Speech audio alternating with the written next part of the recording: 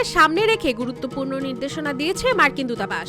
সামাজিক যোগাযোগ মাধ্যমে নিজ অফিসিয়াল পেজ থেকে এক পোস্টের মাধ্যমে বলেছে, ইজতেমার প্রধান সমাবেশ স্থলটি ঢাকার হযরত শাহজালাল আন্তর্জাতিক বিমানবন্দর থেকে প্রায় 2 মাইল উত্তরে অবস্থিত হওয়ায় আশা করা হচ্ছে এতে অংশগ্রহণকারীর সংখ্যা প্রায় 4 মিলিয়ন হবে, যার ফলে রয়েছে ঢাকা জুড়ে যানবাহন এবং পথচারীদের ট্রাফিকের উপর বড় প্রভাবের আশঙ্কা।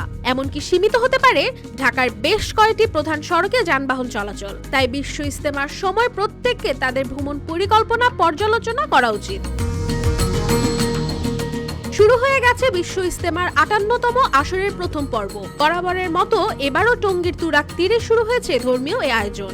গেল বৃহস্পতিবার মাগরিবের পর আম্বয়ানের মাধ্যমে আনুষ্ঠানিকভাবে শুরু হয় ইজতেমার কার্যক্রম। ইতোমধ্যে এতে অংশ নিতে ময়দানে জড়ো হয়েছে লাখো মুসল্লি।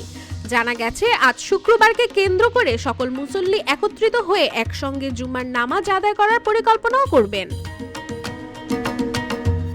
অন্যদিকে ইজতেমাকে ঘিরে বাড়তি সহায়তা অবস্থায় রয়েছে আইন শৃঙ্খলা রক্ষাকারী বাহিনী। পাশাপাশি মার্কিন দূতাবাস আরো বলে, এই মুসলিম সমাবেশকে মাথায় রেখে অংশগ্রহণকারীদের উচিত অতিরিক্ত ভ্রমণ সময় এবং তা বাতিলের সম্ভাবনা বিবেচনা করা।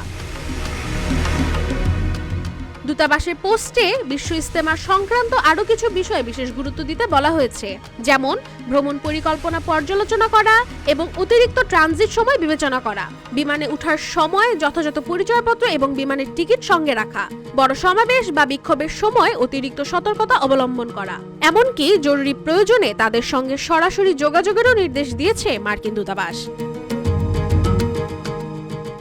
ডেস্ক রিপোর্ট, রূপালী বাংলাদেশ।